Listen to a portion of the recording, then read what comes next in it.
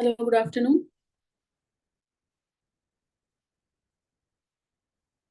So, welcome to Dr. Rajkumar Academy current affairs weekly current affairs session. So, we'll be discussing some of the latest. Just give me a minute.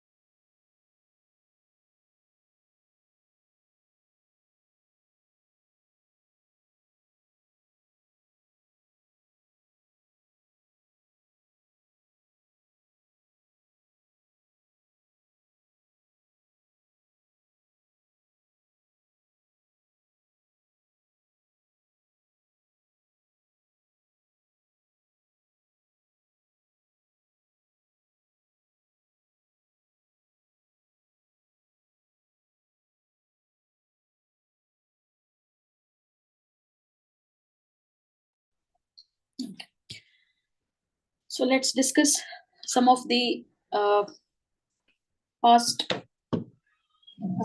from the past 1 week, what all we have come across in the newspaper or in the news. So some of them were popular this week, especially the ongoing the COP28 UNFCCC. So until that gets over, until the highlights we receive, so we can just wait for a week or so that we can completely discuss the overall highlights of the meeting.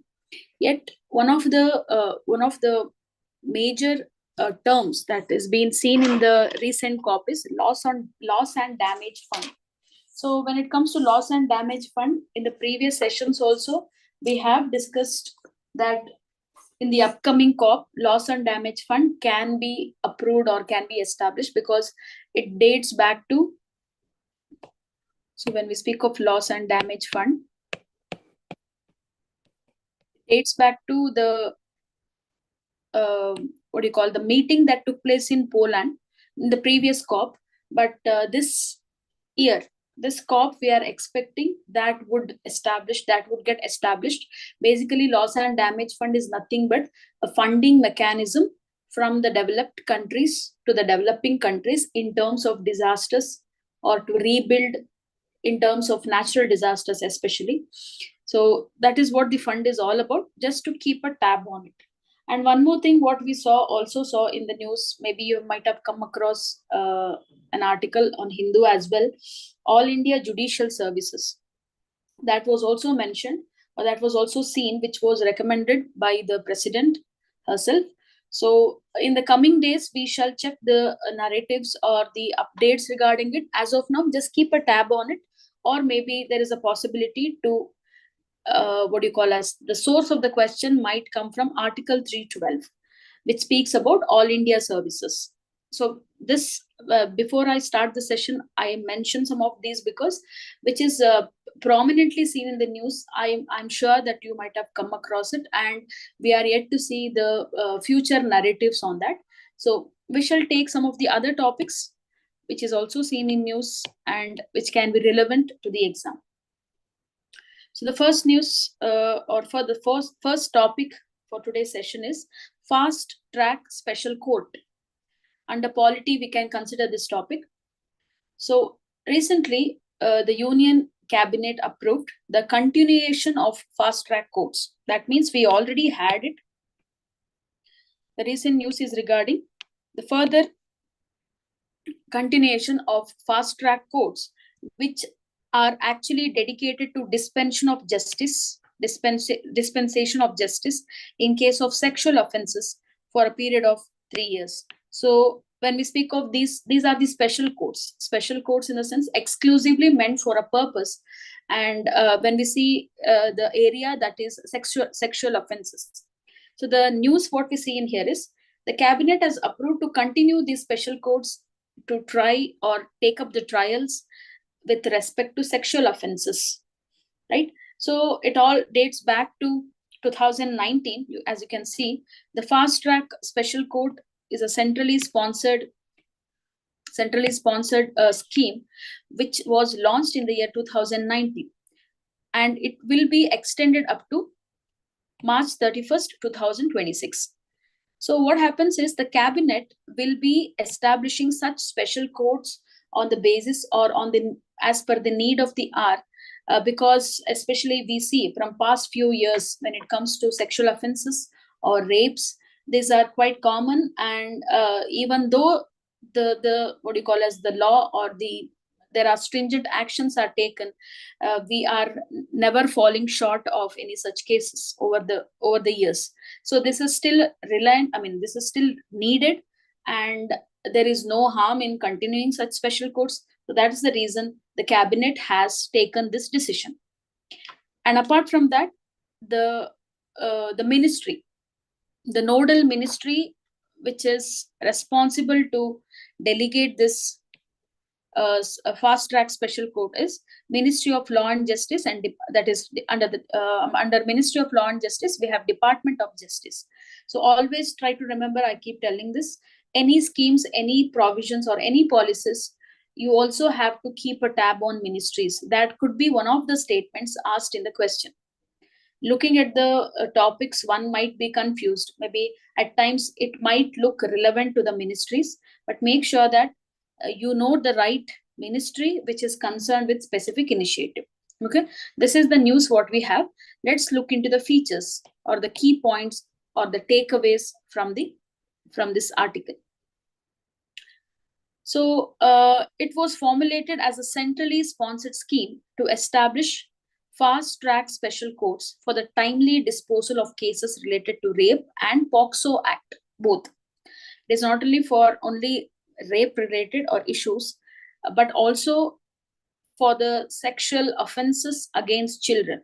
So there is an act, we already know that POCSO Act. So this also come under the purview of such courts, these special courts. So it was initially commenced in the year 2019 for 1 year. Initially, it was a need of the hour by then in 2019. The time period was 2019. Then it was extended to March 31st, 2023 as well. Now the current decision is to extend that even further to 2026. Now, when we speak of the fund, the central share is funded from the Nirbhaya Fund. Nirbhaya Fund or Nirbhaya, the term is synonymous with the rape cases or what we have witnessed in the past few years. So the share or the financial mechanism is being sourced out from Nirbhaya Fund. And these courts are especially exclusively dedicated to give swift dispensation of justice, because there is a saying, justice delayed is justice denied, right? So likewise, so there should be, especially in these cases, dispensation of justice should be quick. And these are the courts wherein the country has aimed to, to end sexual or gender-based violence. That is the main objective of these special courts. Okay, and also not only that, it is not only focusing on a particular arena, but also to reduce the burden of cases. What do you understand by burden of cases? We know that Supreme Court, when it comes to Supreme Court, we have this different cases pending. There can be PILs, special petitions that is coming away. So there are n number of cases, plenty of cases pending in the High Court and the Apex Court. But over a period of time, if every cases is considered or adjudicated under Supreme Court, that would be definitely the justice would be delayed. For this purpose, these special courts are set up so that certain arenas which is the need of the hour, that can be adjudicated. Likewise, to give an example, if there is one more court also, like NGT is a special court, National Green Tribunal. National Green Tribunal takes up certain cases or adjudicates environmental related cases. National Green Tribunal, correct? So this is an example. I just gave an example because especially for the point of reducing the burden of cases. Because when certain focal areas have been delegated to special courts like this, there will be the Supreme Court can better focus on the other related or important cases. That is the main idea. That is the second idea. First thing is to, what do you call as, end all sorts of sexual or gender based violence. Second point is to reduce the burden of cases, and the third one is to make sure that justice is dispensed, or swift dispensation of justice will occur. Okay, so this is the idea here. Why this particular topic has been taken, because certain times regarding mobile courts or any such special courts, questions have been asked before, the importance of them. So if you have an idea, a conceptual clarity, you can write points in mains as well, and you should be knowing certain factual details regarding such courts. So this is what we have from polity. Now moving on to the history part, there is one topic here. Recently, Nolamba Dynasty was in news or seen in news. This is regarding ancient inscriptions, hero stones. In Kannada we say Veeragallu, alva? Veeragallu anta heltive. So ancient inscriptions, hero stones, idols of Shivalinga and Nandi have been unearthed recently in Andhra Pradesh, and these findings are related to a dynasty called as Nolamba Dynasty. Not so popular dynasty, but still it is seen in news here and there, and possibilities are there. The related dynasties, if they are feudatories for other dynasties, questions can be asked. Now, speaking of this, let's look into the main details in the articles given. Large hero stones embedded in the ground on the bank of canal behind Anjaneya Swami temple were also found. So basically, it is unearthing of some of the major sources related to this dynasty, Nolamba Dynasty. Now, the inscription located east of Cholemari village, need not worry about the exact location, just know it is in Andhra Pradesh, and give more focus on Nolamba Dynasty. If at all it is mentioned in your texts, whatever materials you refer, it is well and good.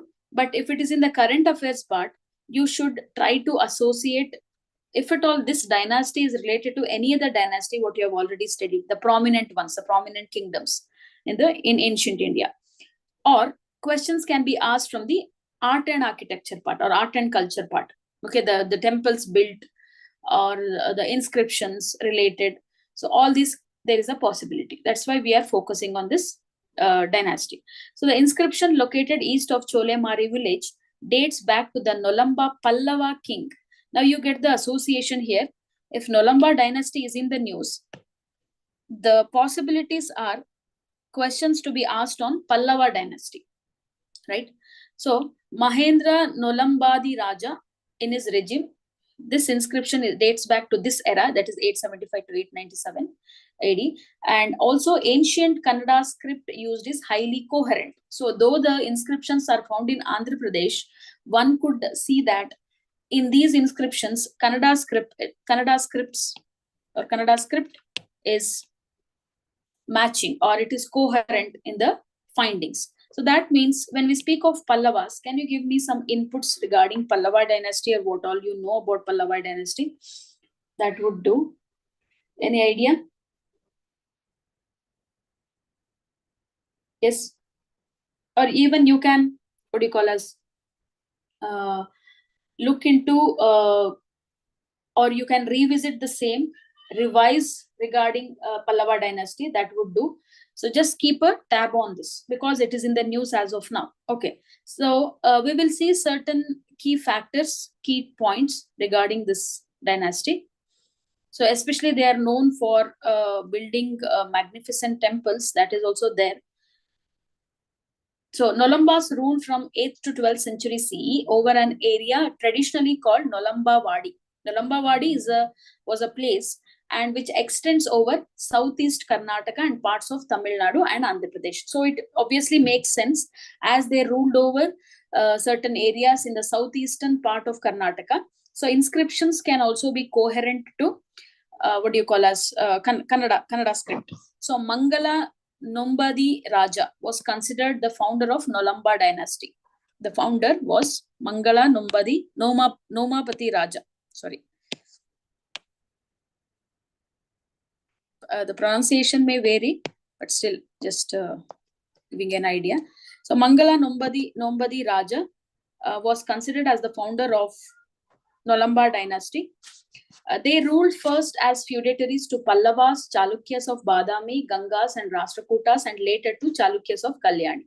So here what we understand is feudatories in the sense they can be subordinates. Basically, they are the subordinates. They were subordinates to n number of other dynasties also. When we see, they ruled first as feudatories to Pallavas, Chalukyas of Badami, Gangas and Rashtrakutas, and later to Chalukyas of Kalyani as well. Their earlier capital was Chitradurga, which they later shifted to Hemavati in modern Andhra Pradesh. And Hemavati was also the capital between 8th to 10th century AD. So Nolambas were overrun by the Ganga king Marasimha, who boasts of having destroyed the Nolamba family. So it is said that if at all the end of Nolamba, how did it came to being? It was because of the Ganga king Marasimha, who boasts of having destroyed the Nolamba family and had the title of Nolamba Kulakantaka. Kulantaka it is given, Kulakantaka, okay? Nolamba family, and he entirely destroyed this, or what you call as brought this Nolamba dynasty to an end that was brought by the Ganga king. So 3 grand temple complexes that are attributed to this dynasty glory are Kalleshwara temple, Boganandishwara temple, and Ramalingeshwara temple. So these temples or the deities signify that Nolambas were Shaivites. Okay, Nolambas were Shaivites, and all the temples that were built by them were what you call as it was dedicated to Lord Shiva. Okay, so moving on. Just give me a minute. The screen is stuck. I'll just take a few minutes to change the slide.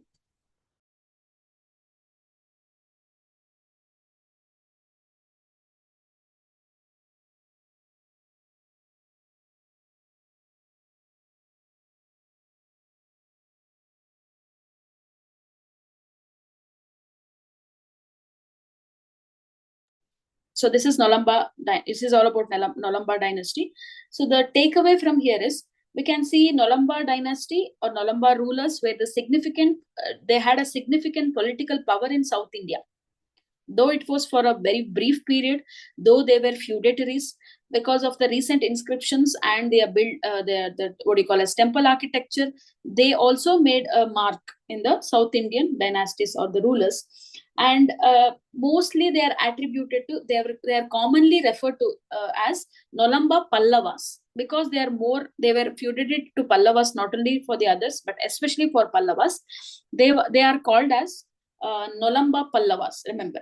So these inscriptional evidences suggest that they came into existence as a governors first. They were the governors, and then they took over some small province in southeast Karnataka, or the tri-junction area of Karnataka, Tamil Nadu and Andhra Pradesh. Then they came into power. Okay, just know the name of them, the place, the location, and certain other attributes as well. And apart from that, for your static revision part, you can look into Pallava dynasty. Remember that. Okay. Now moving on to the next topic, that is Pradhan Mantri Garib Kalyan Yojana. Pradhan Mantri Garib Kalyan Yojana, we can bring this under governance.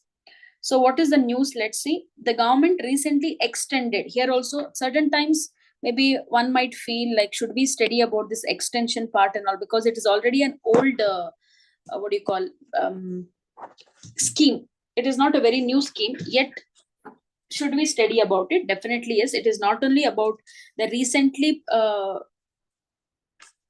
recently initiated policies or schemes, but also the older ones which have been extended lately, or any other updates, especially which is seen in the news. Then definitely yes, you have to keep a tab on it. At least minimum thing is you should be knowing this. The schemes are associated with what? Okay, it is related to What is the main objective of this? As the name itself suggests, it is self-explanatory. Pradhan Mantri Garib Kalyan Yojana. Garib Kalyan is for the development or the upliftment of the poor. Now, let's see what is this extension. This scheme is extended for another 5 years. Another 5 years. This was, though it was launched in April 2020 as a response to the COVID-19 pandemic, right? Now it has been extended because, as we have seen in the previous point also, the same thing. When the government addresses, or government understands there is a need for an extension of any scheme or program or any initiative it has taken, definitely there is more scope to extend for another few years. It is not that first it was initiated to a particular year and it should not be extended at all. So such things happen, and this is one such example here. So basically it is designed to provide financial assistance to economically weaker sections affected by the pandemic. Note down the key points here. It is basically the financial assistance for the economically weaker section who are especially affected by the COVID or pandemic, COVID-19 or pandemic. This is seen in news. Let's look into the features. Features or the key points from this. But you can, before we go to this, you can also see that there is also a criticism wherein the extension is seen as an important move by the government to woo voters in the ongoing assembly election and Lok Sabha polls next year. So there is a possibility, obviously, yes, any government would do that. It is a political game. Obviously, that is one side. But other than that, in a way, people who are in need are definitely benefited. So there are beneficiaries who are in need of this, and for them, it is quite beneficial. So the scheme encompasses the distribution of 5 kg of free food grains each month. That is the main idea here. Free food grains each month, along with cash transfers to women and elderly individuals. So this is one side, it is food grains. The other side is cash transfers is also made to women and elderly individuals. Always one should understand that once the scheme is launched or program is initiated, we should know who are the beneficiaries who are eligible to access this program or access this scheme.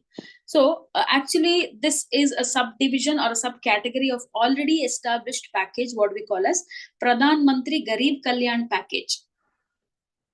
There is a scheme which was already introduced even before 2020 itself, Pradhan Mantri Garib Kalyan package. So aiming to offer relief to those adversely affected by the pandemic, especially the poor and marginalized. So all eligible citizens for the Pradhan Mantri Garib Kalyan Yojana or Anna Yojana scheme include. So the eligible citizens are, you can see, who are already the beneficiaries of Antyodaya Anna Yojana, priority households, categories: widows, terminally ill persons aged 60, single women and men without family support, even primitive tribal households, agricultural laborers, marginal farmers. So it goes on, the rural artisans, slum dwellers, and those earning a livelihood in the informal sector. All are eligible to apply to the scheme and get the benefits out of it. So the takeaway should be here: the name of the scheme, what is the main objective, and the recently it is in news because it has been extended. Okay. Lately, a question on policies and schemes are not directly asked because there was a trend 3-4 years back wherein in UPSC, at least 2 or 3 schemes will be asked and its features and other aspects. But now they are combining these schemes with the other aspects, such as maybe under Indian economy or under economics, or maybe polity, or maybe in mains it can be indirectly asked. These schemes will help you. Having an awareness of these schemes will help you in adding or illustrating your answers, adding more examples in your mains answers as well. So that is why you have to have an awareness of such schemes. Okay. Then next, the one more scheme is, or the recent one which was initiated was Pradhan Mantri Janjati Adivasi Nyaya Maha Abhiyan. Now, shortly called as PM Janman scheme or PM Janman. So what is this exactly? Recently it was approved. So cabinet, the news is regarding cabinet approves Pradhan Mantri Janjati Adivasi Nyaya Maha Abhiyan. In the last session we have seen Pradhan Mantri Janjatiya Divas. We have seen it, right? Janjatiya, the focus is on tribes. Okay, whenever you hear a word, obviously Adivasi is also there. Janjati Divas or Janjatiya, anywhere you hear this word, attribute this to tribes. So the idea in here is, the news in here is the allocation of budget. Allocation of budget for this Abhiyan or this program has been approved recently. That is the news, and we shall see the other details. So it focuses on 11 critical, or to focus on 11 critical interventions through 9 line ministries. That means, first of all, one should understand this scheme is being launched under Ministry of Tribal Affairs. Again, coming back to Ministry of Tribal Affairs. So this should be remembered. And also, you can see the Prime Minister announced the Abhiyan on Janjatiya Gaurav Divas from Kunti. Janjatiya Gaurav Divas in the last class also. Kunti is a place in Jharkhand. Kunti is a place in South Chota Nagpur division. It is in Jharkhand. So last week, in the previous session, we have seen regarding Birsa Munda and celebrating the occasion of Janjatiya Divas in the birthplace of Birsa Munda, who is the leader of Munda rebellion likewise. So these are the places, maybe it can be attributed to the rebellion also. There is one more clue for you to take it. Focus on, especially this year, focus on or revise well all your tribal revolts and rebellions. Okay, what was the backdrop? What was the immediate effect? Where it took place? Who is the leader? At least if you have this idea clearly, remotely, even if the question is being asked, you will be able to answer. Okay, remember this. This can be one of the important areas for your upcoming prelims. Then there are 2 departments or 2 ministries which actually take part in this entire scheme. Ministry of Ayush will set up Ayush Wellness Center as per existing norms, and Ayush facilities will be extended to PVTG habitations through mobile medical units. All of you know, or we have been hearing the concept of term of PVTG, right? PVTGs are nothing but particularly vulnerable tribal groups. In India, we have 75 of them. Highest number are in Odisha. And before, they were called as primitive tribal groups. In the year 2000, we can start like this. 1973, there was a commission set up called as Debar Commission. From there, we have this classification of what you call as PVTG, Debar Commission, in the year 1973, who were initially referred to as primitive tribal groups. And then, as we had FRA, Forest Rights Act of 2006, the same PTG or primitive tribal groups were called as PVTG, particularly vulnerable tribal groups. There is no such thing, or it is not an exclusivity. Basically, primitive tribal groups or particularly vulnerable tribal groups belong, or they are as similar to the tribes itself, the scheduled tribes itself. But because of the way they live, the way of living they have, maybe certain attributes such as low illiteracy, lack of immunity, isolation from the mainstream, right? Isolation from the mainstream. Then what do you call as primitive agricultural technologies. All these are the major criteria to call them as PVTGs. So PVTGs also have a right under FRA, remember.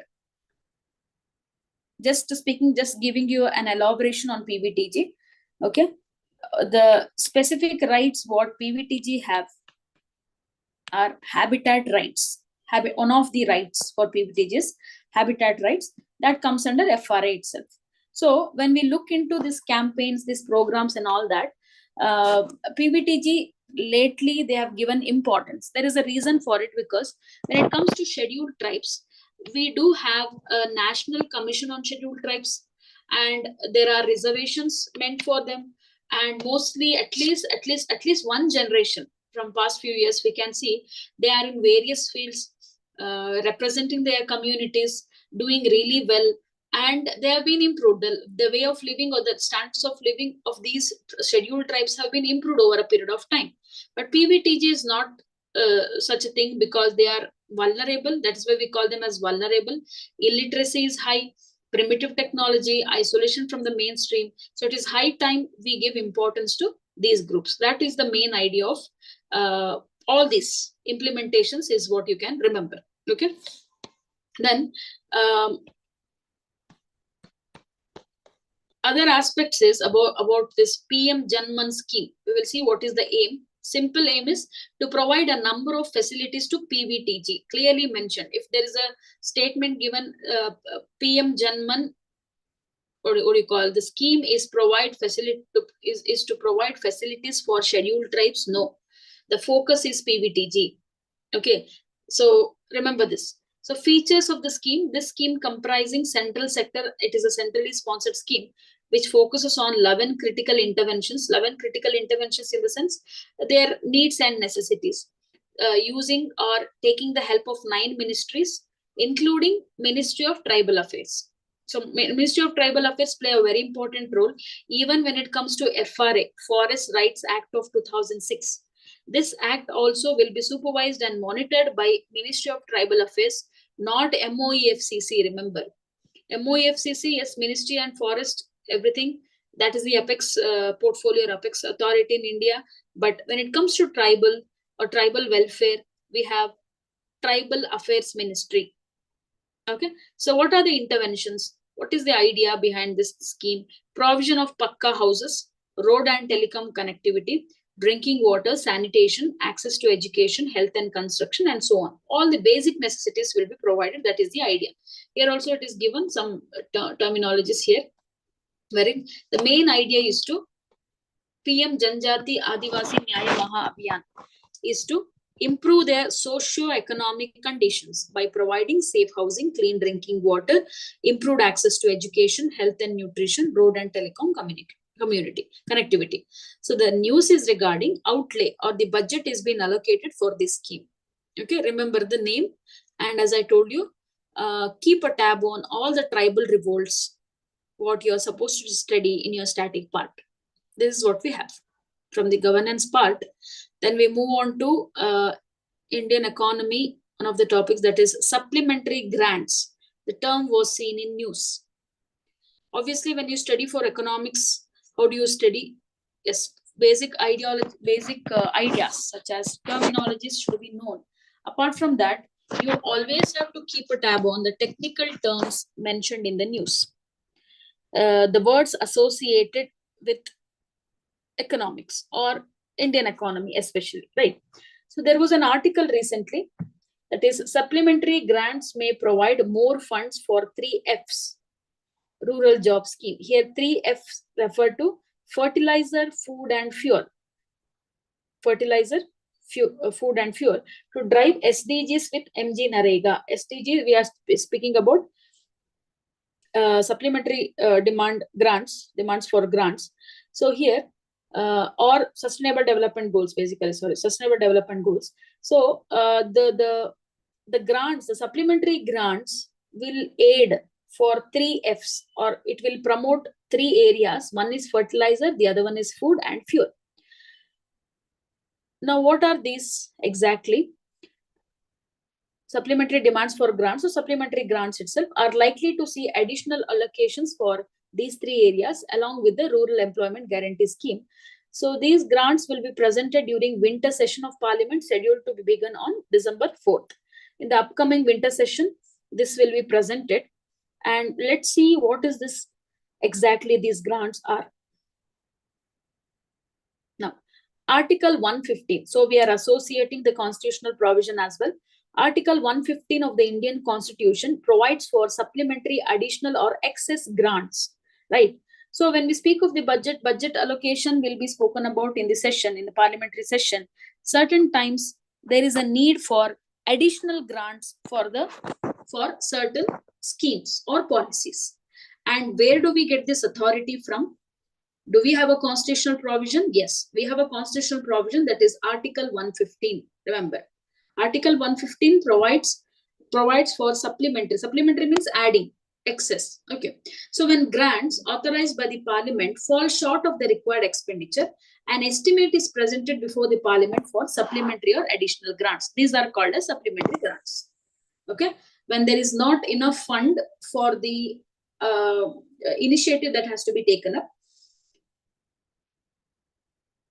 that is called as supplementary or additional grants. So who passes it? These grants are presented and passed by the parliament before the end of the financial year.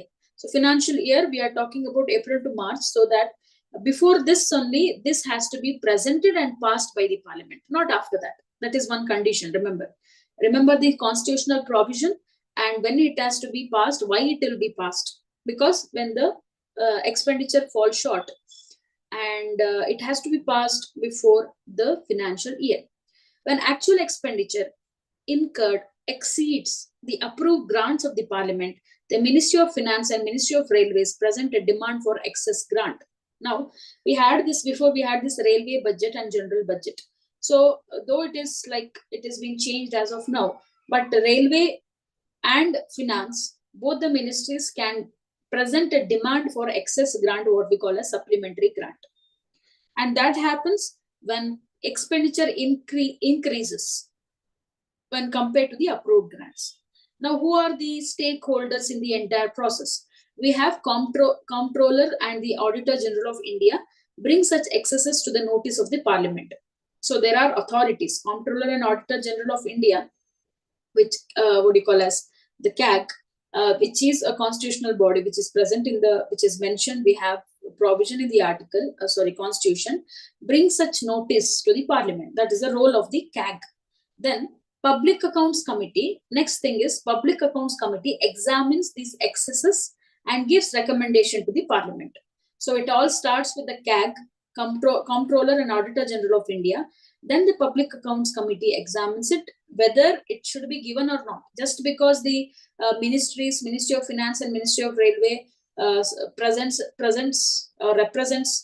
the importance of the excess budget doesn't mean that the parliament would grant it. Examining will happen. Then the demand for excess grants is made after the actual expenditure is incurred and is presented to parliament after the end of the financial year in which the expenses were made. Now what happens is the grants presented and passed should happen before the financial year or before the end of the financial year. When it comes to demand for excess grants, the actual expenditure, whatever it has been incurred, that details has to be presented. Only then the, what do you call as, the grants will be given. So the takeaway from this topic is the constitutional provision, what we have for supplementary grants, and the 3 F's mentioned in the article, that is fertilizer, food and fuel. Usually this is where more of the grants will be asked for food, fuel and fertilizer. So that is what mentioned in the news here. Okay. Then moving on, we'll speak about the environment part. Gajaraj Suraksha. Gajaraj Suraksha was recently in news. We will see what is it. So the Indian Railways has introduced a cutting-edge technology named Gajaraj Suraksha, basically, to prevent, or Gajaraj itself is the app name. Now Suraksha, we are talking about the protection to prevent elephant accidents on railway tracks. So we know that there are n number of threats to elephants in India. It may be poaching, it may be what do you call as loss of habitat, loss of water, lack of water, food, etc. Or what do you call as lack of or encountering with human beings, human and elephant conflict. These are quite common, or ill treatment of domesticated elephants. So the list goes on and on. But one of the prominent threats to the elephants is railway accidents or accidents itself. So South India is known for road accidents commonly, if at all. And North India is known for elephants especially, it is railway accidents. So that is been it is a very age-old issue that has been happening from past few years, wherein many elephants have died because of this accidents. So from the viewpoint of this, when we look into Gajaraj, it is a AI-based software to avoid collisions to roll out in all elephant corridors. So this uses AI-based algorithm and a network of sensitive optical fiber cables to detect elephants getting close to railway tracks. So when the elephants are almost approaching the railway tracks, this AI-based program works, or AI-based algorithm works, wherein we are not stopping the movement of the elephants, rather we are trying to control the mobility of the train itself. That is the main idea here. But before there was anyway, I'll complete this part. It aims to address the issue of elephant fatalities resulting from train accidents, elephant death that is happening because of train accidents. That is the idea. See, Gajaraj is an app, remember. So when we learn under Project Elephant, there are n number of awareness campaign also that Indian government has been initiated. That is Gajayatra. We have Gajayatra is a elephant awareness regarding elephant conservation. Then we have Hathi Meri Sati. That is also an awareness program to the general public to conserve or to protect these sentient beings. Now, speaking of this app, before we go to the app, let me remind you of one of the older app that was taken up by the Northwestern Railway Front. Now, Northeastern Railway Front started a app, or started a program called as Plan B. Maybe this is quite old, but still remember, as a part of protection of or conservation of elephants. This was launched by the Northeastern Railway Front in order to protect, conserve the elephants who were dying because of the railway accidents. So Plan B is suggests that a speaker was installed wherever the elephant passing were detected, and in order to deter the movement of the elephants, so that to avoid the movement of the elephants near the railway tracks, these speakers or the sound installations were made, because elephants bee is the enemy. Though it is gigantic and majestic, the tiny bee is its major enemy. So because of the buzzing of the bee, elephants would never come near the railway tracks. This was one of the initiative taken by some of the states, and this was also been awarded by Indian Railways as well. This was there. Just give you an idea. So many states have taken initiatives, or many organizations have taken initiatives to conserve elephants like this, to protect elephant places or habitats like this. But the recent one being the Gajaraj. Gajaraj is an AI-based software to avoid collisions. Now we will see how it works. This Gajaraj Suraksha, it senses pressure waves generated by the movement of elephants along the tracks. So when the elephants are moving, this AI-based algorithm or app can sense the movement of the elephants. As elephants move, the optical fibers detect vibration caused by the footsteps. So these vibrations trigger signals within the optical fiber network, enabling the system to identify the presence of elephants up to 200 meters ahead of their arrival on the track.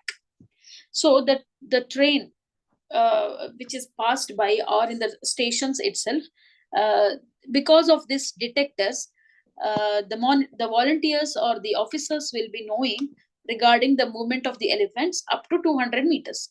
Now this optical fiber cable based intrusion detection system works by sending alarms to station masters. So immediately an alarm will be sent to station masters wherever when the elephant movement is detected along the tracks.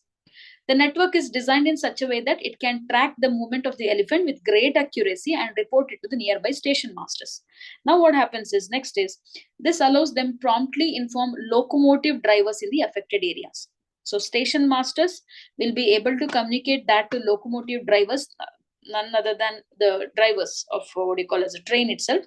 So this quick communication ensures that trains can be slowed down or stopped, preventing potential collisions with elephants. This is one excellent initiative, one must say, because previous when I told you that Plan B, I told you BE, is like creating a buzzing sound near the railways that would create or trigger a panic. Though it was one of the good initiative, not blaming, it is not a bad one.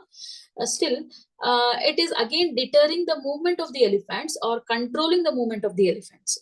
Rather here, this is a better alternative wherein instead of controlling their movement, we are controlling our movement. It is the other way around.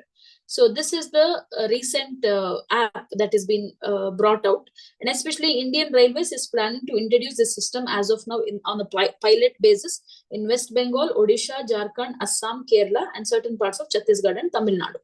When you look at all these states, we know that the top 3 states which have the highest elephant population, actually as of now they have focused on the southern part of that is only Kerala and Tamil Nadu and northern part. But the highest number of elephants in India is in Karnataka, then it is in Assam, then in Kerala. So Indian Railway has planned this here in these places. In Karnataka, we do not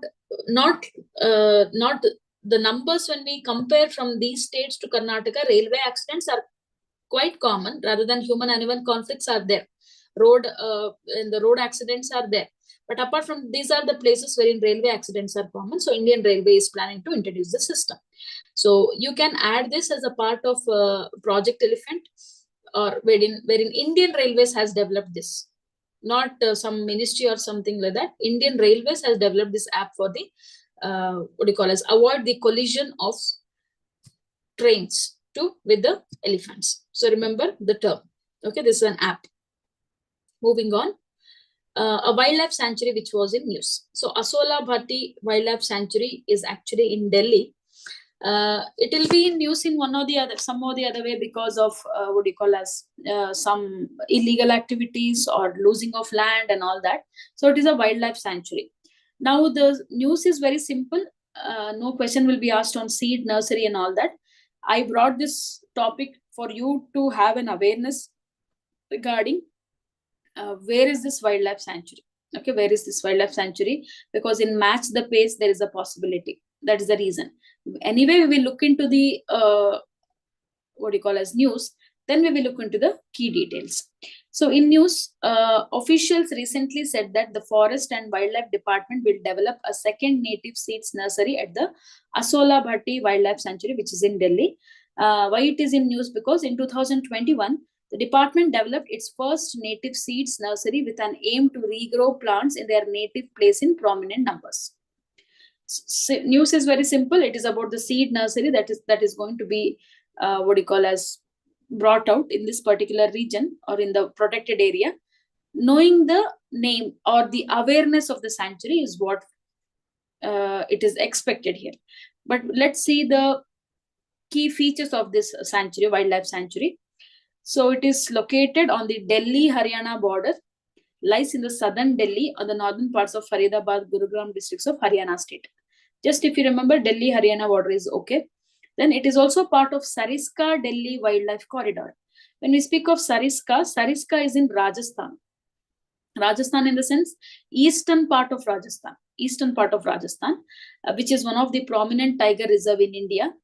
So this wildlife sanctuary is part of this wildlife corridor, which runs from Sariska Tiger Reserve in Rajasthan to Delhi Ridge. Okay, so some of the prominent tiger reserves in Rajasthan is Ranatambor and Sariska. Okay, so Sariska Tiger Reserve. You are also learning about or having an awareness about Sariska Tiger Reserve as well. Meanwhile, when you learn about the other wildlife sanctuary. Okay, then the vegetation here is dry deciduous, and the flora consists of Prosopis julifera. Prosopis julifera, you can, if at all you can recollect, Prosopis julifera is as of now, it is an invasive alien species. Invasive alien species in India. First time it was introduced in Gujarat in Banni grassland to avoid the issue of salt water ingression or saline ingression. If you can recollect, what is being discussed in the static part of the class. Hope you will remember what we have discussed earlier. Prosopis julifera is one of the invasive alien species in India. How did this turn into invasive alien species? So in 1960s, what happened was in Gujarat, especially in Bunny grassland, a grassland called as Bunny here. So this was subjected to continuous saline or sea water ingression that was entering into the mainland. So government decided so that because of the saltwater ingression, the entire grassland, which was once the Asia's finest grassland, today it is no longer like that. It is completely filled with the thorny shrubs. So government decided, let's introduce a species, a plant, wherein it can absorb excess salt, excess salinity. So that was the idea of the government, but which went wrong. The government dropped millions of Prosopis julifera seeds near Gujarat or in Kutch region in Gujarat. So over a period of time, yes, of course, it did the job. Prosopis julifera did the job of absorbing excess of salinity in the soil, but it also turned into a disaster wherein it turned into an invasive alien species. Now, one can imagine where it started all the way in Gujarat has extended to Rajasthan, Punjab, Punjab, Haryana, and Delhi. One can imagine the extents or expanse of such invasive alien species. Now, the irony is the wildlife sanctuary consists of Prosopis julifera as well. It has become a dominant exotic species. So apart from that, Diospyros montana as a dominant native species. We have exotic as well as native. Then fauna, we have golden jackals, striped hyenas, Indian crested porcupines, civets, jungle cats, snakes, monitor lizards, mongoose, etc. Every time whenever you hear about or learn about a protected area, there is no harm in looking into vegetation or flora and fauna, because the pattern of the questions have been changed now. Entire description of the protected area will be given in the question. Maybe certain flora, fauna will be given, tree type can be given, certain rivers that is flowing in the protected area can be given. So one should keep in mind that when you collect information about the protected area, look into all these key aspects. Okay, this is what we have this week for wildlife sanctuaries in news. Then next topic is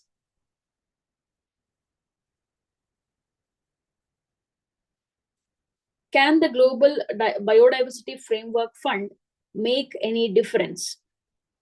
This was an article on Down to Earth. So what is this Global Biodiversity Framework Fund? It has a brief background. We'll look into it. First, we will see what is in the news.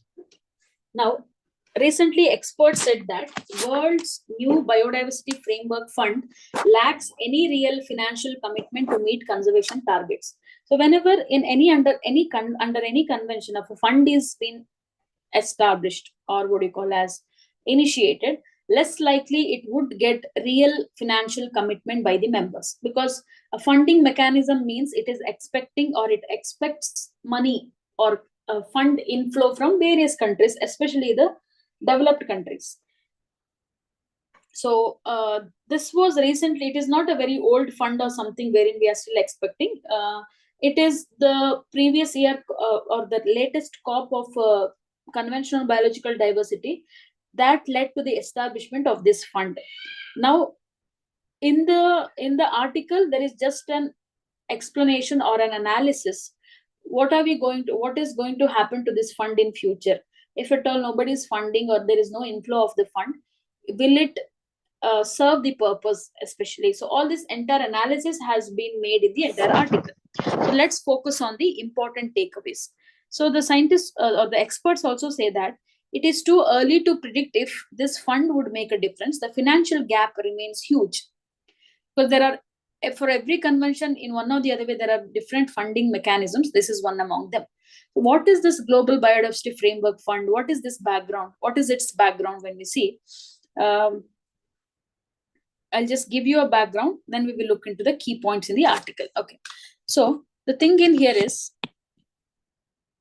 in the year 1992,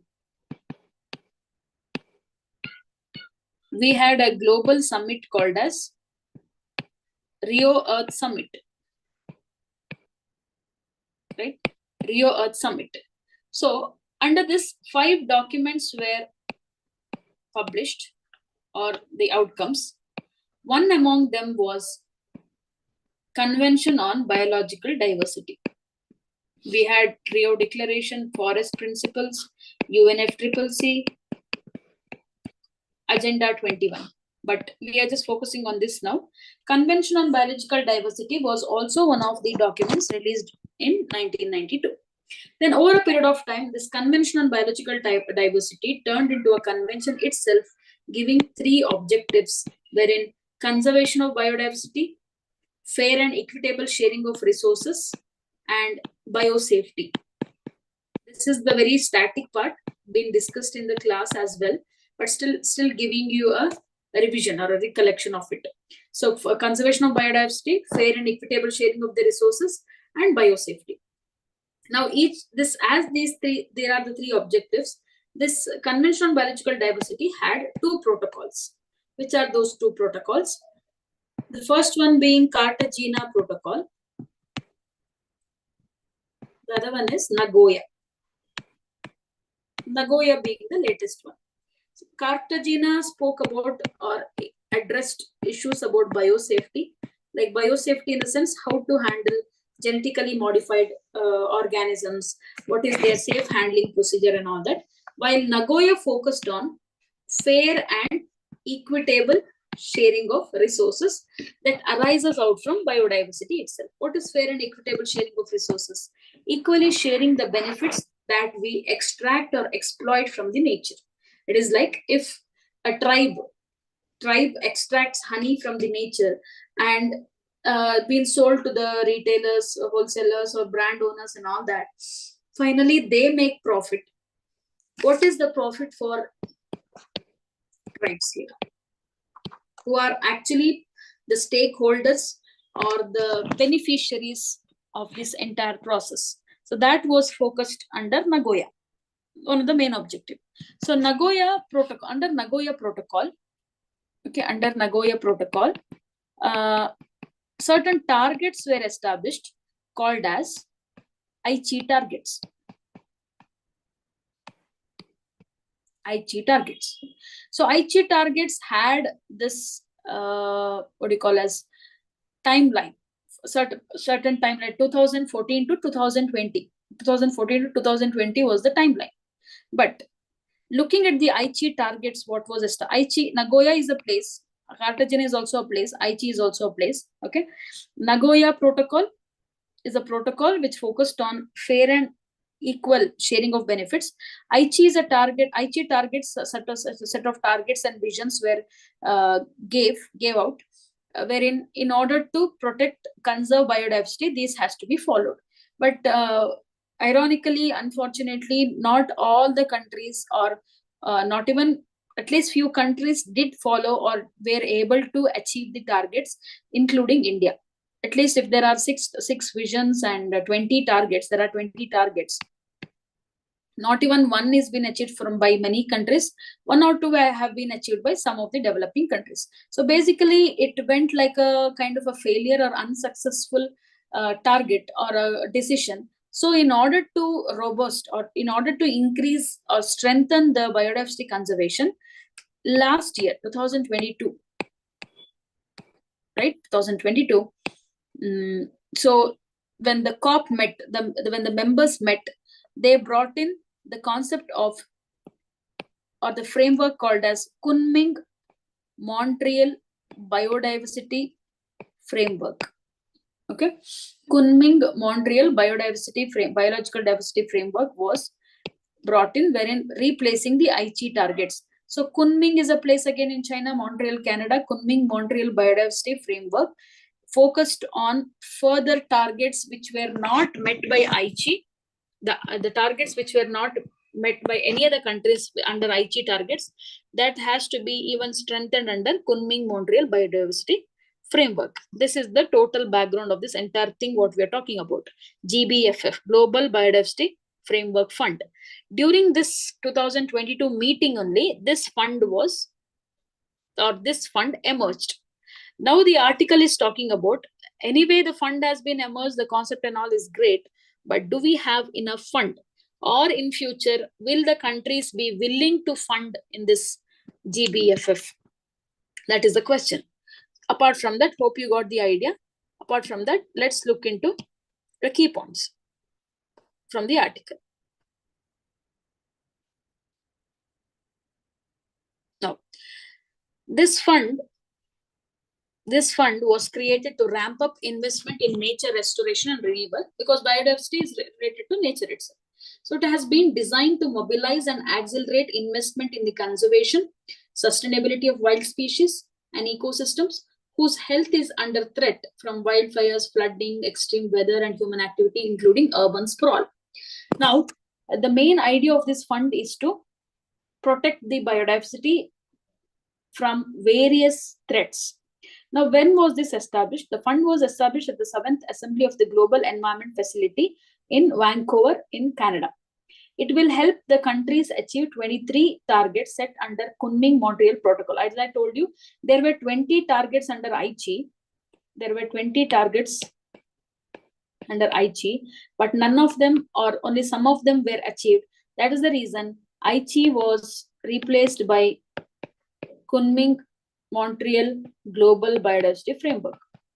Now we have 23 targets. We have certain time, at least 2026 or 2030, I believe, wherein by this year, the countries have to meet the targets of protecting, conserving biodiversity. As you can see, the framework was adapted at the 15th meeting of Convention on Biological Diversity. So it will be managed by GEF. Again, one more thing is there, very important. So this GFF will come under a financial mechanism called as GEF. GEF is a very prominent funding mechanism which funds various conventions like Minamata Convention, right? Stockholm Convention, UNFCCC, UNCCD, various conventions it funds. So it is a global financial mechanism, that is Global Environment Facility. So this GFF comes under GEF. GEF is a very important funding mechanism. Most of the environment related conventions are funded by this facility. So it is a financial mechanism. So this is a departure from GEF, which relied on just 40 donors for finance. It will also have to have access to funds they are earmarked for biodiversity conservation under GEF. GEF already has, what do you call as, it already focuses on biodiversity. Biodiversity is one of its focal areas. So CBD also it funds. Already the convention itself it funds. Now the thing is, in order to source out the fund from GEF, we have created, or it's been created as Global Biodiversity Fund, where it exclusively funds only for biodiversity. That was the idea in here. So this is the takeaway from here. Maybe in the upcoming days, if there are any news on Kunming-Montreal Biodiversity Framework or Global Biodiversity Framework Fund, you should keep a tab on it. Or basically CBD itself is important as a convention. One more thing to add on here, as India has ratified CBD, that is Convention on Biological Diversity, we have implemented a law or a legislation called as Biological Diversity Act of 2002. That is, the idea in here is, if a country ratifies a convention, that means implementation becomes mandatory. CBD is an international convention. India has ratified it. That means signed and acknowledged and adapted it. So what is the mode of execution here?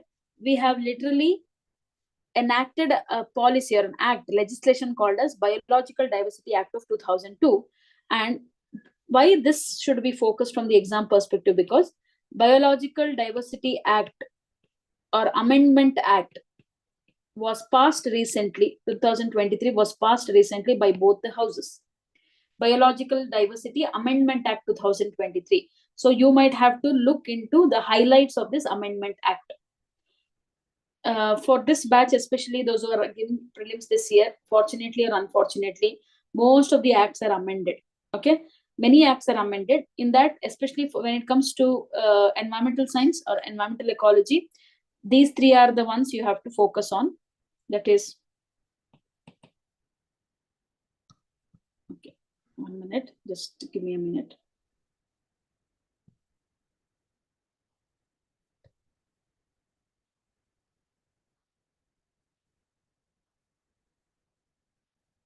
Okay, this year, please do focus on these acts which are amended recently. Let me tell you, that is, one is, I've already told you, Biological Diversity Amendment Act 2023. Next one is Wildlife Protection Amendment Act 2022. Then Forest Conservation Amendment Act 2023. Keep a tab on these three. There is, we can expect questions of any of this, from any of this, because all the three, it has been amended. So WPA previous was 1972, now it is amended. Forest Conservation Act was 1980, it is amended. Biological Diversity Act was 2002, now it is amended. Okay, for the upcoming prelims, this will be important. Anyway, so this is about global biodiversity framework, but I even told you the other peripheral aspects of this from this area. Now moving on, species in news. Though the news can be a very common thing that happens, usually happens, but we are just focusing on the species itself here. So Himalayan black bear. What is the news? Animal keeper dies after being attacked by Himalayan black bear at Visakhapatnam Zoo. Now, Himalayan black bear, as the name itself suggests, it is not the habitat here. Certain times, animal keepers or the caretakers can be attacked by the zoo animals themselves, and there is a huge discussion that is happening on rescue centers and zoo, depending upon the amendments that are made, especially from FC, that is Forest Conservation and Wildlife Protection Act. Both the acts are focusing on the importance of zoo today in India. When we speak of zoo comes under ex situ conservation methods. Right? Zoo is one of the ex situ biodiversity conservation method. What is the importance of zoo? Basically, the concept of zoo is for entertainment or recreation, or what we call as infotainment, we say. So in zoo, exhibits, animals are the exhibits. Why do we go to zoo? So it is a recreational activity. We go to zoo to have an enjoyment or a fun, right? So over a period of time, there is a binary that is happening, that not everybody are acknowledge or accept the concept of zoo. Even certain experts or activists or animal lovers even ask, what right do we have to tame the wild and keep them and protect them? They themselves can protect them. In their own natural habitat. Why are we bringing them, keeping them in the zoo and protecting them? What is the concept? This is argument of the one side. On the other side, there is a need of zoo because there can be animals which are vulnerable in the wild. There can be animals where the population is dwindling, it is reducing. There can be population of the species in the wild wherein breeding is important, or else the population might completely reduce. So these are the reasons wherein we have set up zoo, not only for the exhibition, for other purposes. But what are the complications when we see all these attacks from the wild animals in the zoo? Basically, that is one of the outcomes of the stereotyped behavior of the animals. That does happen because some animals are social beings, some animals are solitary in nature, And due to lack of that, what do you call as continuously staying in a caged manner, that kind of setup can lead to emotional or what do you call a psychological trauma to the animals. So that is why we see in the zoo, if at all you have witnessed, you have spotted, animals will keep on banging their head, or certain times, even if it is the, I mean, there are certain instances wherein even if the male and female are kept in the cage for mating, they do not mate because of lack of interest, right? Or certain times the lactating females will deny to feed their younger ones. This is seen, banging their heads, biting their teeth, movement, continuous movement from one place to another. All these are because of the emotional trauma they go. This is what the recent experts say. That coming to the exam perspective, why am I giving more importance to zoo? Because today zoo are no longer turned into exhibition centers or exhibiting the animals alone. Today zoos are expected to be rescue centers, rehabilitation centers, according to the new amendment.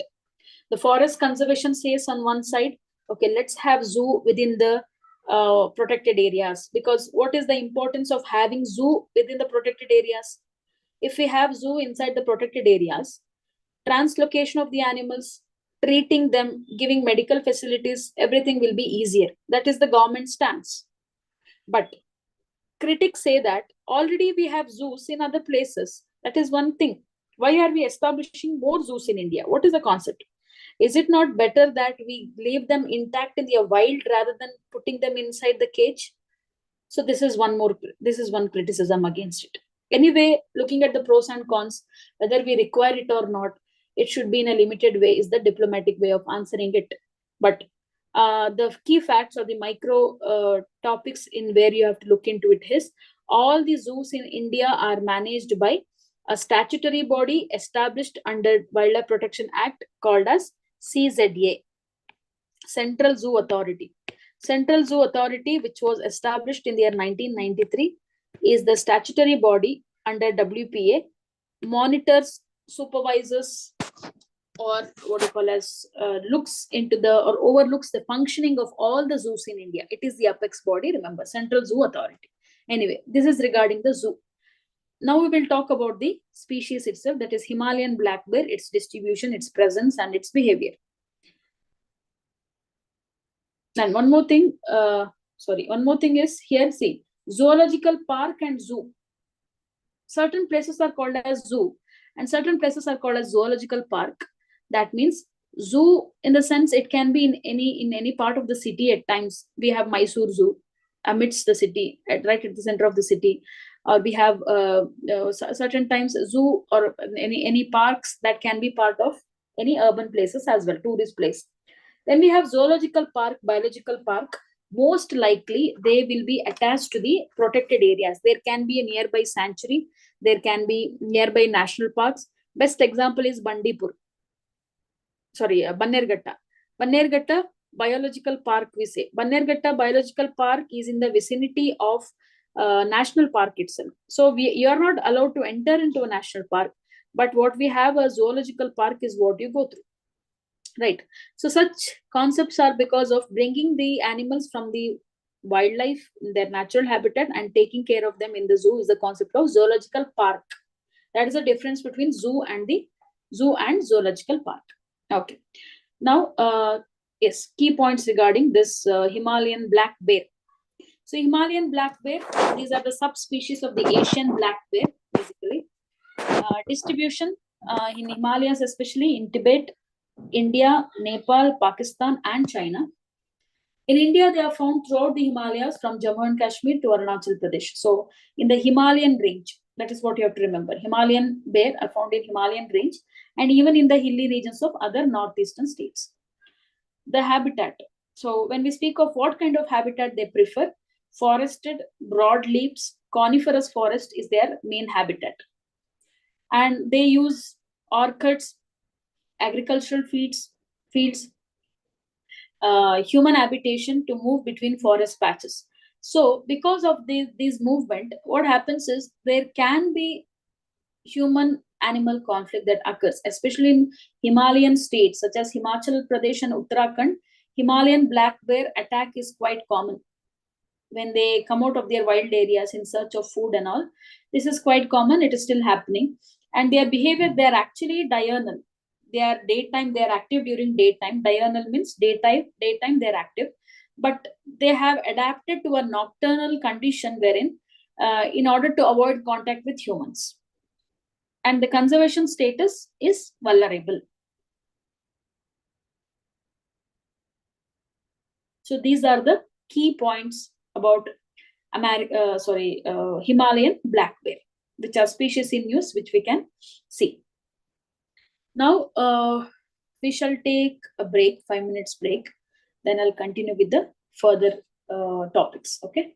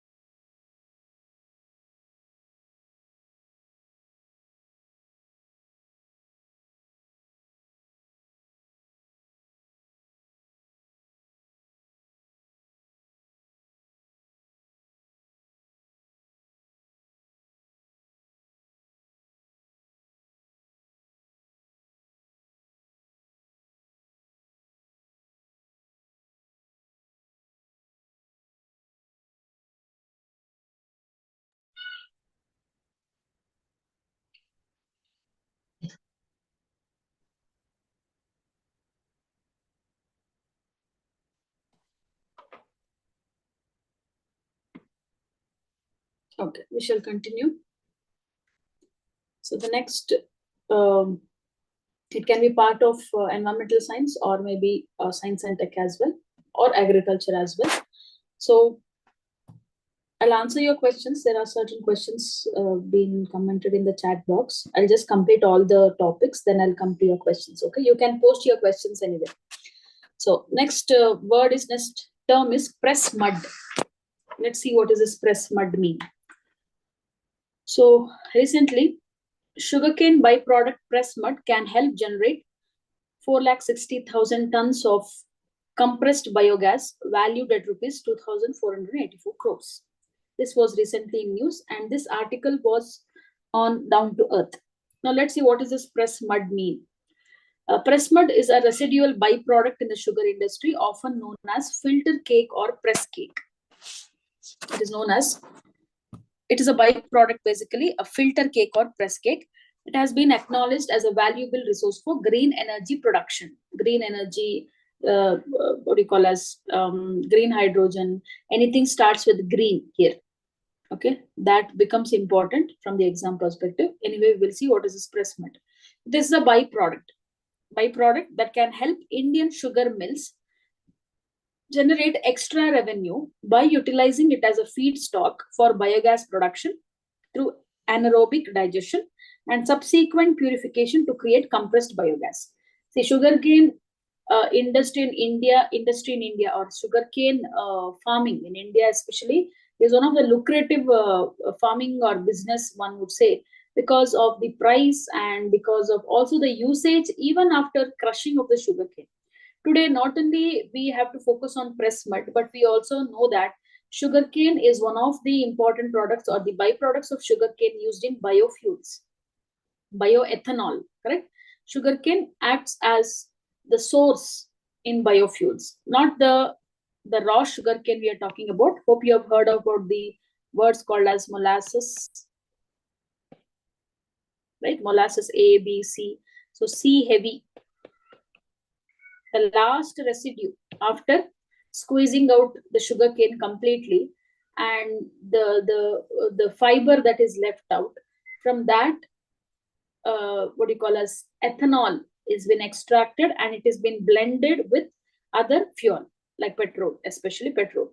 So bioethanol is the concept there, and government has already, what do you call, government has already given an incentive to the farm. Government has been incentivizing farmers, not only providing the price or fair price. We have fair and remunerative price, you might have heard of FRP to sugarcane. Not only that, but also price is also, the government also buys this molasses C heavy from the farmers, which also incentivize certain farmers this way.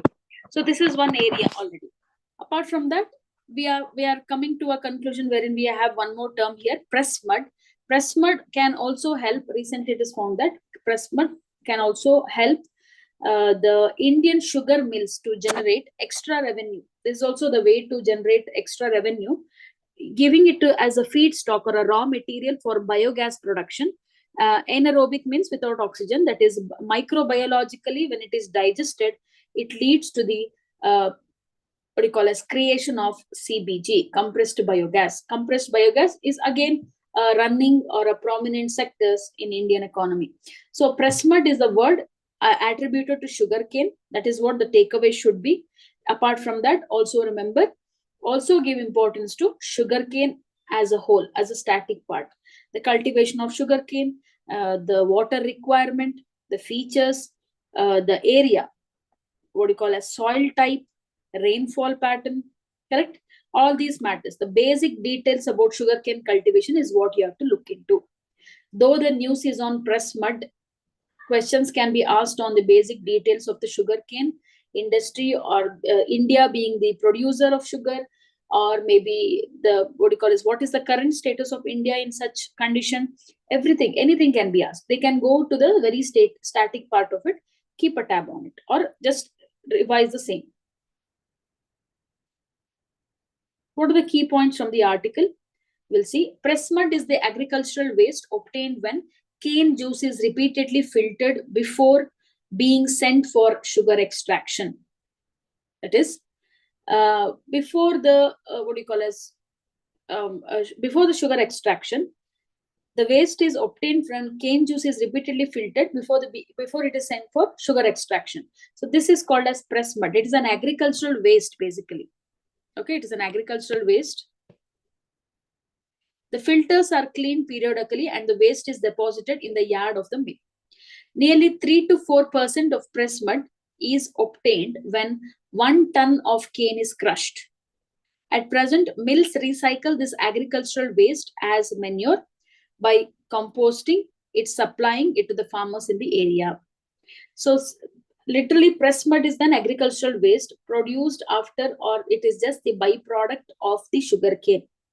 What are the benefits? Why do we need this? It can be utilized as a feedstock. Feedstock means it's a raw material here. Okay.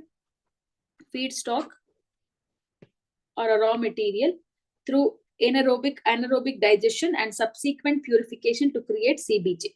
It is very useful for the crops and horticulture because of its richness in various micronutrients. It has been acknowledged as a valuable resource for green energy production.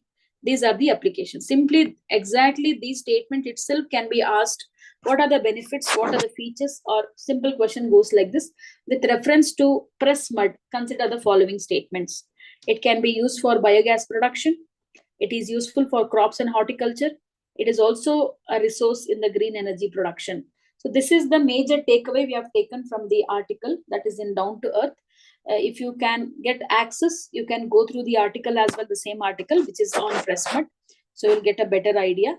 So anyway, when it is in the news, one should focus on the static part of it and also what all other peripheral areas we talk about when it comes to sugarcane. Okay, then moving on.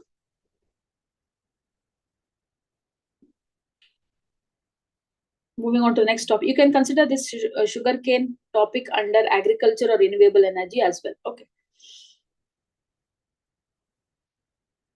Next. Or we will just look into the details about compressed biogas as well.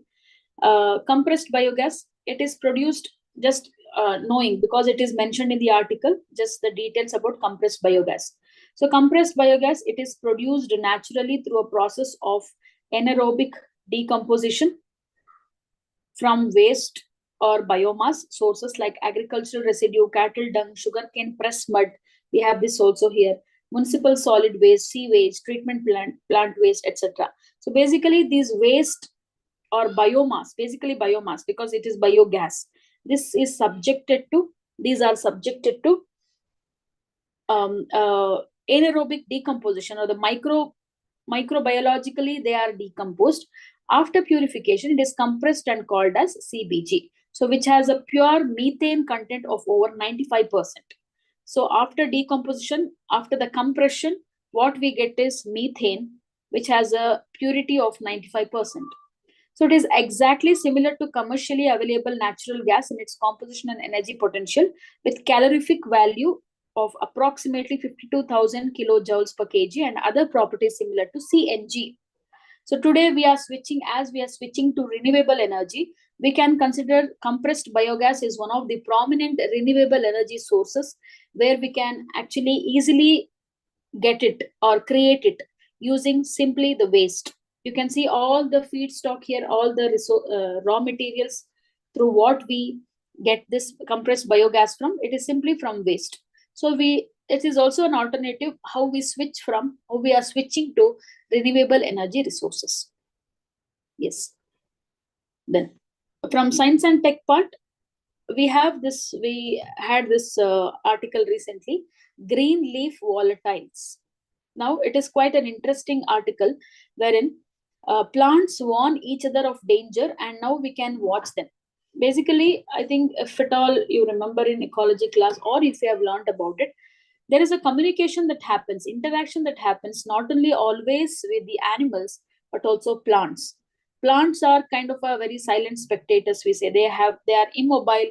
There is no noise, no sound, no movement, nothing, but still they are living organisms we usually overlook. But they are more mysterious or there is much more scope to know about them, how they interconnect, how they interact, how they develop and all that. We had an idea regarding the plants interaction, but now today scientists were able to literally visualize the plants sensing the compounds releasing by the other plants in danger. Now let's look into this, the key points from the article. Recently, for the first time, scientists were able to visualize plants sensing compounds called green leaf volatiles released by other plants in danger. Now, what is the concept here? There is a compound called as green leaf volatiles. Okay, so when herbivores, let's say a deer or a cattle, or eating up the grass, or we are here itself for the representation purpose, it is on the screen, you can see the grass is being cut with the scissors. Now literally it is a living organism, we are wounding it, we are injuring it, correct? So when this happens, plants can release certain volatiles, certain compounds, which it will be absorbed by, or which will be received by, it is a message received by the next plant, wherein they will be alerted. This kind of a communication we see. And also all of you might have experienced, when you cut a fresh pile of grass or fresh grass, it releases a certain smell, right? There is a fragrance or the smell of a grass. What does the smell exactly mean here? That is because of the group of compounds called green leaf volatiles. So green leaf volatiles is a compound where plant releases into the air when it is injured. So for us, blood oozes out. We bleed when we are injured. But for plants, what happens is they give out certain compound called as green leaf volatiles as an act of alertness, a warning. Not for us, obviously. There is something else that happens after they release these compounds. We will see that. Now, researchers have shown that herbivore damaged plants give off volatile chemical scents that trigger epigenetic modifications in the defense genes of neighboring plants. Now, what happens? Once they release these compounds, the next plant will be alerted. It's like if a plant is being eaten up by if this plant is eaten up by a herbivorous animal, as soon as it is being eaten up, it releases this green leaf volatiles compound. Then the next plant will be able to sense it. Then it will be alerted to have as an anti-herbivore defense system. Here we are talking about anti-herbivore in the sense a herbivore is considered as a predator here, and they try to protect themselves against the grass-eating animals or the plant-eating animals, simply called as herbivores. For other animals, they can simply escape from the scene. But plants, that is not an option, correct? So this is the way they defend themselves. That is what we call as, this concept is called as green leaf volatiles. We will know more about this. So this is a depiction here, you can see. Once the bug, here the depiction of a bug is shown, okay? It's quite funny, yet you can see. Now, the bug is eating the leaf. Now, the plants, SOS is like emergency condition, they release this GLV, that is green leaf volatiles. Once the green leaf volatile is been released, the next set of leaves or in the same plant will be alerted. So they start releasing this compound and they make sure that certain chemicals are being released from here. So the bugs cannot no longer eat the same plant. They go to the next plant. But only limitation in here is it is temporary in nature. It is not for eternity. Eternity, forever and ever, they cannot keep on releasing this compound. That is for some time, wherein at least rest of the plant is saved. Even if the one leaf is gone, rest of the plant is saved is the concept here. Today, the news is regarding, we knew it. It was already there. This was already known, the defense mechanism of the plants, but we could see it today. That is the experiment. Okay. Now, speaking of the other aspects, other key points, it represents an important group of plant volatiles. Green leaf volatiles refers to important group of plant volatiles. They consist of 6 carbon compounds, including alcohols, aldehydes, esters, and are released from almost every plant. Every plant has a different mechanism. They release certain chemicals so that to deter or discourage their predators. So the release of GLVs is caused by mechanical damage, certain times, mechanical damage in the sense eaten up by the herbivores, certain times fungal or even bacterial infection also they react. For bacterial infection also, they try to release toxins so that they try to kill or they to try to discourage the growth of the fungal or the bacterial or the bacteria in the plant. So these are implicated in a panoply of interactions or group of interactions. They have been reported to repel or attract herbivores and their natural enemies. Plants have two major defense mechanisms involving a chain of molecular reaction. So the reactions are triggered when a plant is damaged and GLVs are released as byproducts. So by mounting a defense response, plants can make themselves less palatable in the sense less tasty. They are not even not tasty anymore, or even indigestible to the insect attackers. So basically, they are just silent. All this mechanism is happening in here. Maybe if you remember, I don't know whether I've mentioned this in the class as well. Anyway, I'll tell you this. See, certain plants, certain fruit-bearing plants or trees, let's say fruit-bearing plants, let's say guava, ಸೀಬೆ ಹಣ್ಣು, ಸೀಬೆಕಾಯಿ. So ಇದರಲ್ಲಿ ಏನಾಗುತ್ತೆ, when we actually pluck the fruit, according to the order of the nature, we have to wait till the fruit ripens. Okay, some fruits we will just remove it and artificial ripening and all will happen. The order of the nature is until it is as long as it is in the tree. Okay, it keep on until it ripens. The plant has the capacity to release certain chemicals or store these chemicals in the fruit so that it discourages the predators. Now, if it may be a parrot, it may be any bird, it can be any insect. So if it is totally, what do you call as unripened, the taste will be completely different. Have you ever seen any bird or a insect eating up unripened fruit? In the nature, no such thing happens except for human beings. We first only we pluck it, and we do this ripening, certain times artificial ripening, or simply we keep it till it ripens, then we eat. That is our process. But in the nature, as long as it is unripened, no animals will touch it, because the plants will safeguard their fruits basically by releasing certain toxins for temporary purpose, not for like eternity, for temporary. And after that, once it is ripened, obviously it has been attacked by different birds and insects and all that. That definitely happens. But this is how the plants thrive. That is their mechanism. Or else if you take certain plants, perpetually, eternally, they keep on, what do you call as release toxins, or not toxins exactly, chemicals, which are not so palatable to the or tasty to the other animals. Best example are tea leaves. Tea plantations ನೋಡಿರ್ತೀರಾ. Tea plantation, tea estate ಅಲ್ಲಿ fence ಎಲ್ಲ ಹಾಕಿ full protect ಮಾಡಿರಲ್ಲ herbivores ಇಂದ. ಯಾಕೆ ಅಂತಂದ್ರೆ ಯಾವ್ದು ಪ್ರಾಣಿನೂ ಅದನ್ನ ತಿನ್ನಲ್ಲ. No herbivores will graze upon tea plants or tea leaves because it releases excess amount of tannin, which is actually very bitter. No herbivores want to eat it. So it is kept open, no trouble. Maybe there can be destruction because of the entering of these elephants and all that. Apart from that, no animal wants it. Why? Because release of chemicals. This is their defensive mechanism. Today in the news, what we see is green leaf volatiles is all about a compound that has been released by the plant, which focuses on protecting themselves. And the news is regarding plant, scientists could observe it, how they do it. So this is the basic thing what we see in and around us. So these are the areas where UPSC focuses on, because this is our day-to-day experience, what we see. And it is scientifically, we are understanding here, giving certain technical terms. That's all. Okay. Yes. Hope it is understood. Then one more science and tech topic, that is fiber optical cables, was recently in news.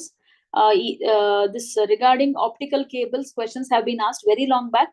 Yet anyway, it is in the news. On Hindu, it was there. Let's look into it. So along with the quantum optics, fiber optic communication stands up on the cusp of a new era, that is on the emergence. We can see this fiber optics. So optical fibers are made up of thin cylindrical strands of glass. The diameter of a typical fiber is close to diameter of a human hair. Its only features are given. You might have come across this article already. If not, just go through it, because certain, not the technical details will be asked, applications will be asked. What are the applications of fiber optic cables? ಅಷ್ಟೇ ಈಸಿಯಾಗಿ ಇರುವಂತದ್ದು ಅಥವಾ day to day life ಅಲ್ಲಿ, ಯಾಕಂದ್ರೆ syllabus ಅಲ್ಲಿ ಕೊಟ್ಟಿರುವಂತ ಪ್ರಕಾರ applications of certain devices in our day to day applications ಬಗ್ಗೆನೆ ಸಿಲೆಬಸ್ ಇರೋದು ಅಲ್ಲಿ ಕೊಟ್ಟಿರುವಂತದ್ದು. ಸೊ ಅದೇ ರೀತಿಯಾಗಿ ಕೇಳ್ತಾರೆ questions. So these fibres can carry information such as text, images, voices, videos, telephone calls, and everything, what not, you name it.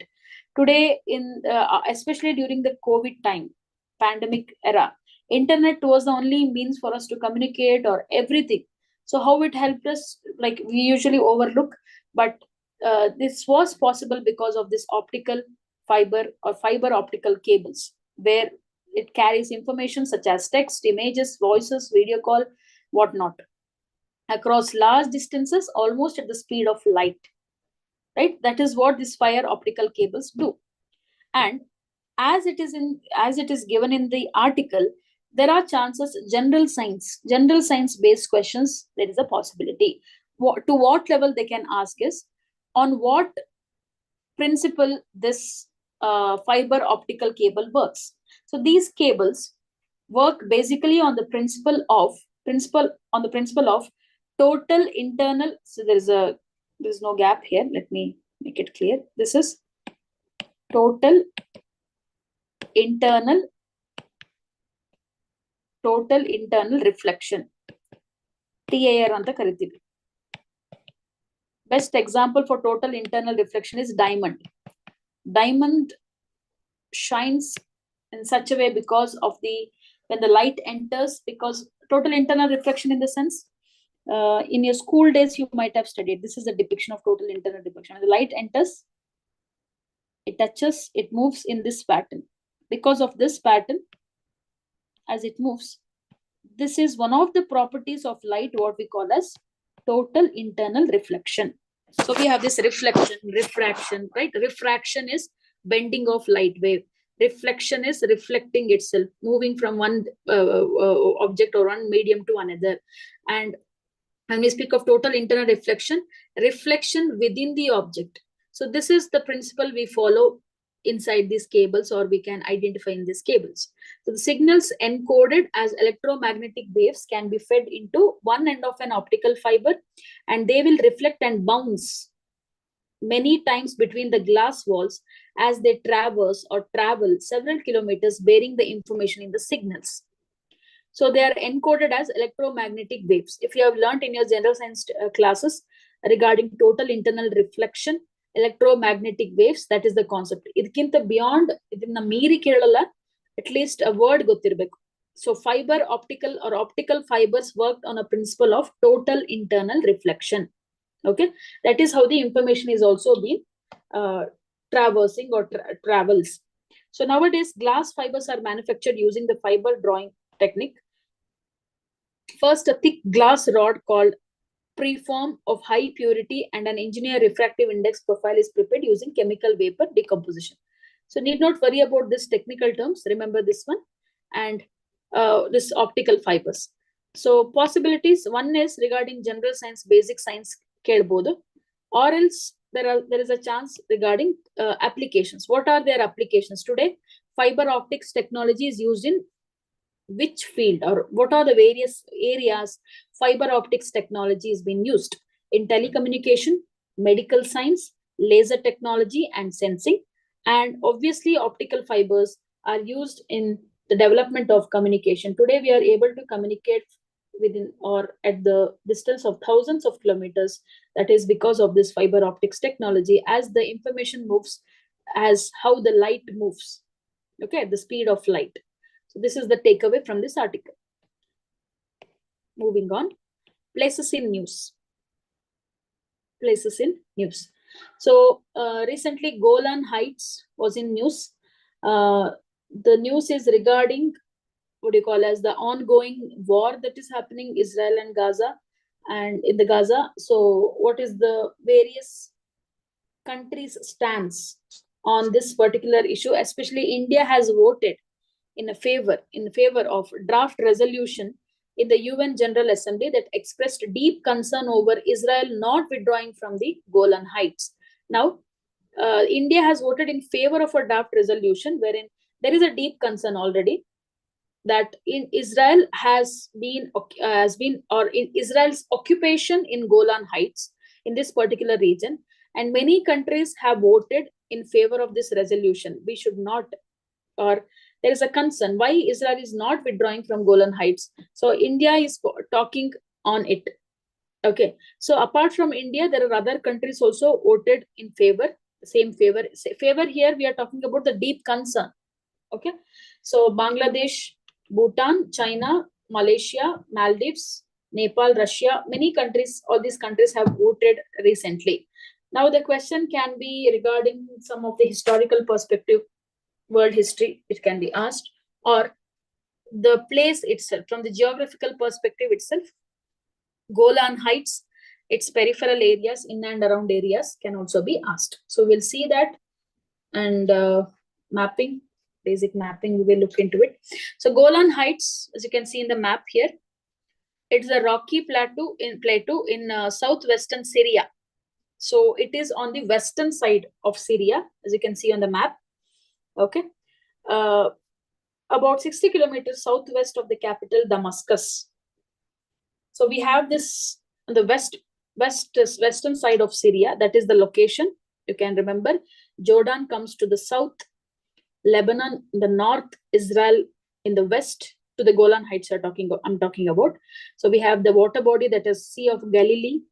So that has been defined as it is bounded by the Jordan River and the Sea of Galilee on the west, Mount Hermon on the north, seasonal Wadi al-Rukhad River on the east, and Yarmouk River in the south. These rivers, mountains will not be asked. Least you should be knowing is whether this area is surrounded by which all countries: Lebanon, Israel, Jordan, Syria. Okay, so this is in the news anyway. Why countries are expressing their deep concern? Even India has voted saying that it is an illegal occupation of Israel in the Golan Heights. What is this Golan Heights? You can see it in the image also. So the strategic importance or the history dates back to 1967 war. Today's concern speaks about 1967 war, where Israel seized the Golan Heights from Syria. Okay, from Syria in the closing stages of the 1967 Six-Day War.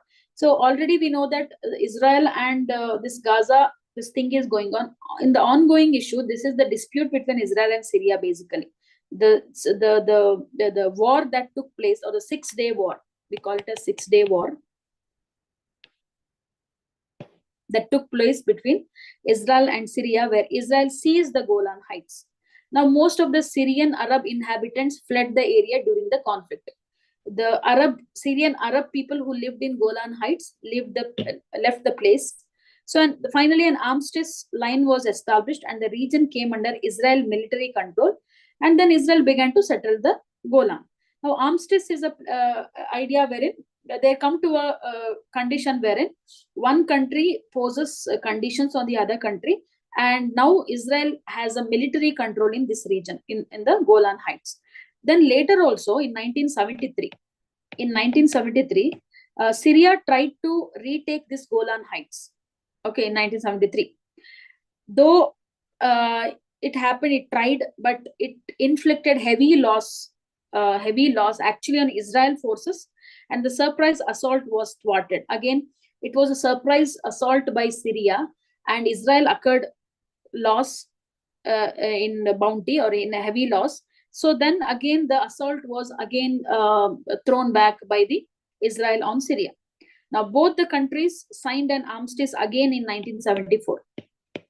Again, an agreement was signed, and a UN observer force has been in place on the ceasefire line since 1974.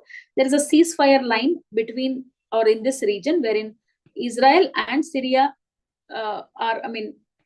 it is under the observation of what you call as a UN observer force.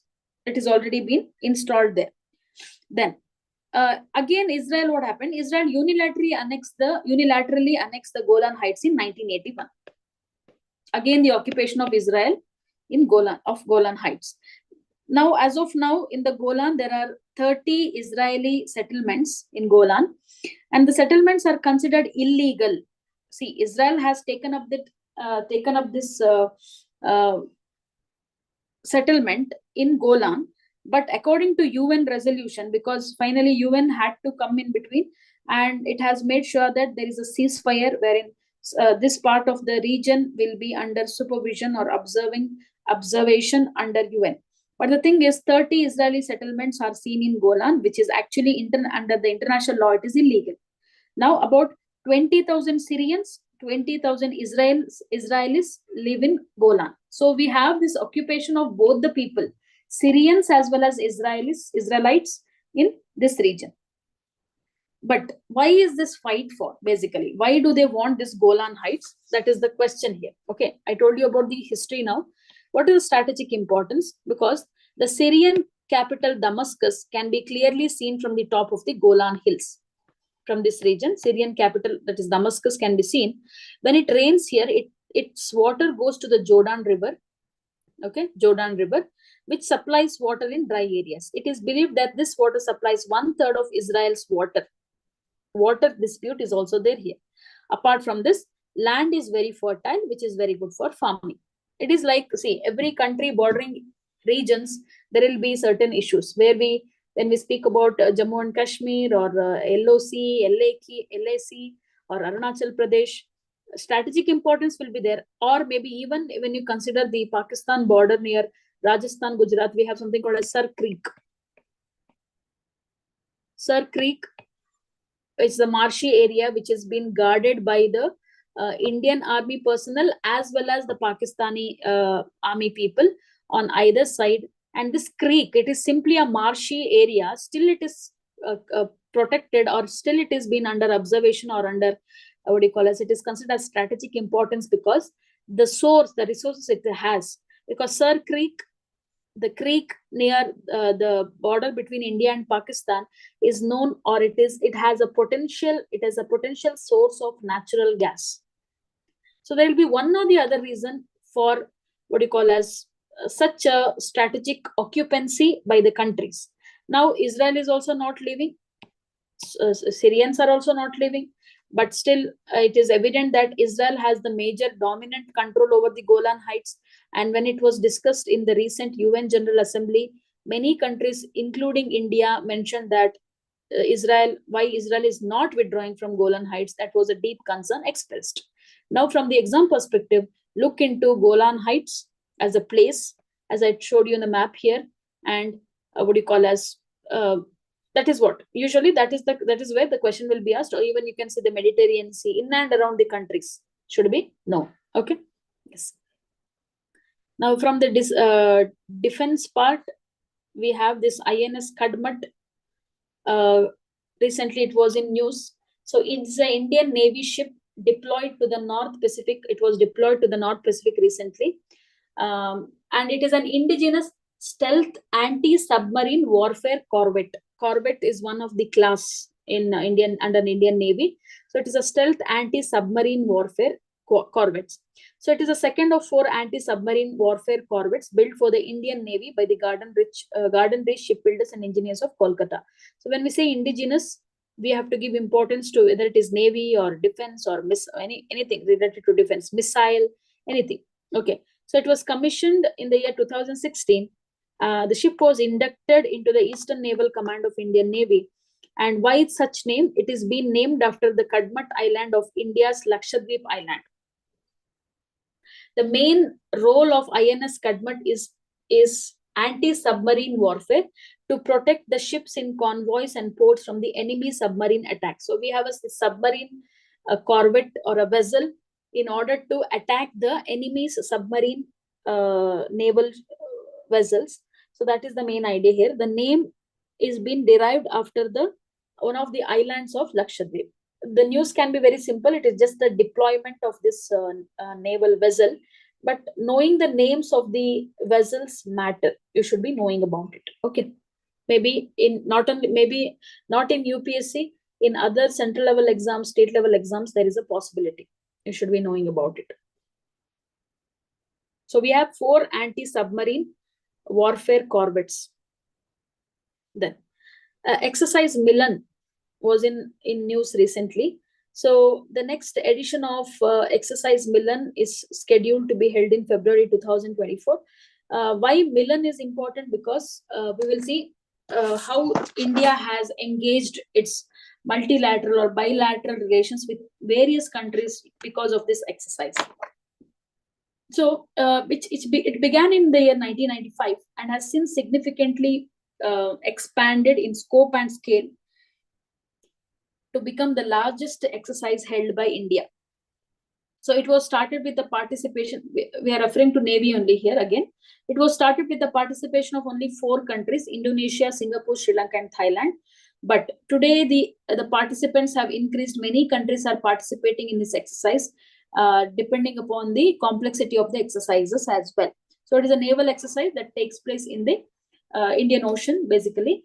So this gives an idea for us wherein how India has engaged since 1995, or what do you call as maintained multilateral relations through naval exercise with other countries. News is very simple. Exercise Milan, you have to look into it.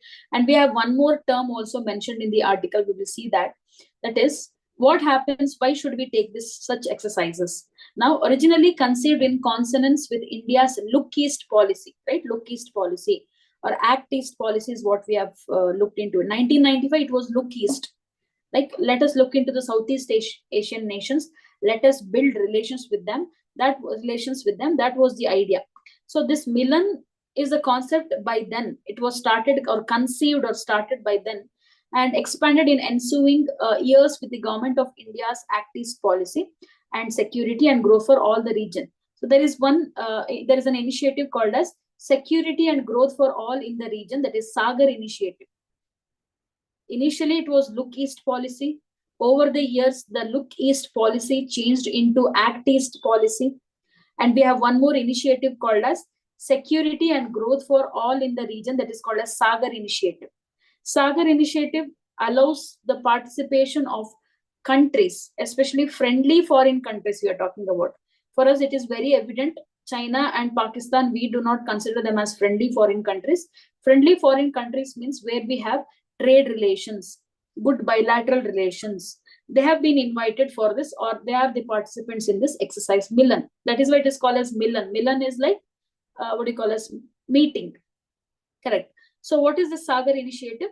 It is an Indian foreign policy doctrine that was introduced in the year 2015. Sagar was initiated in 2015, remember.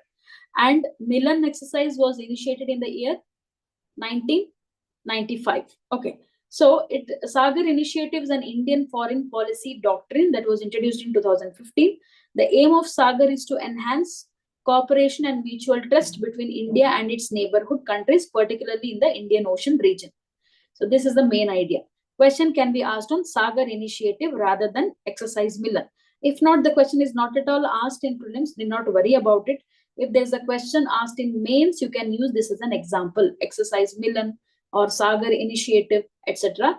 From the exam perspective, also look into East Asian or Southeast Asian countries map plus Indian Ocean islands, because we can also attribute this concept to Indian Ocean Rim Association. Indian Ocean Rim Association was recently seen in news. For that, questions can be asked on Indian Ocean islands as well. Okay, that is the importance to be given here. So for today, this is what we have.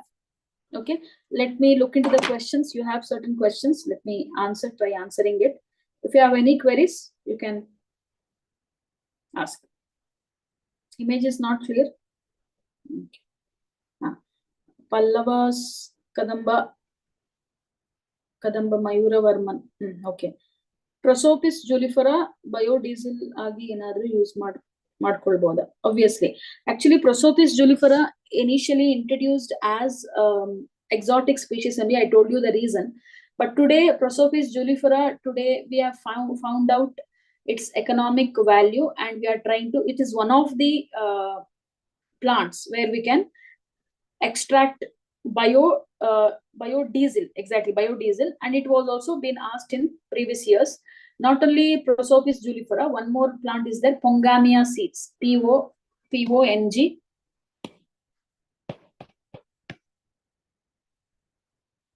the idea in here is the exotic species, invasive alien species, we are trying to make better use of it when it is invading the spaces and proliferating. That is the idea, right?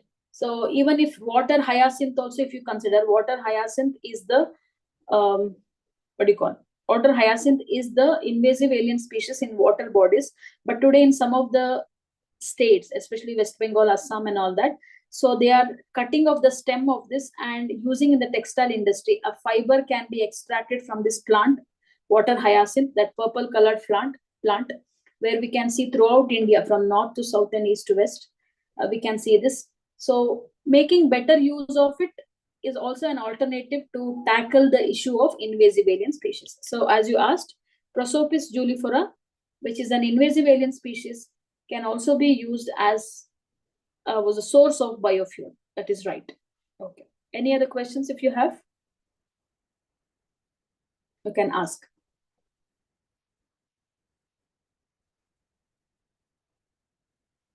Okay. If there are no queries, no questions, we can call it a day. PDF will be shared to you, the previous class and this one, if at all you have not received. If you have no questions, we'll wind up for today. Okay. Hope it is clear.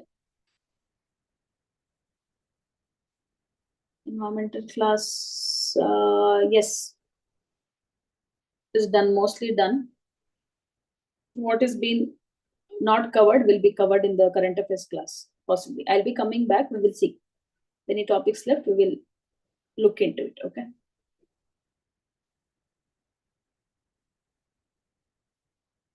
Any other questions? Okay. Okay then, thank you so much. We'll meet in the next class, next session. Study well and take care.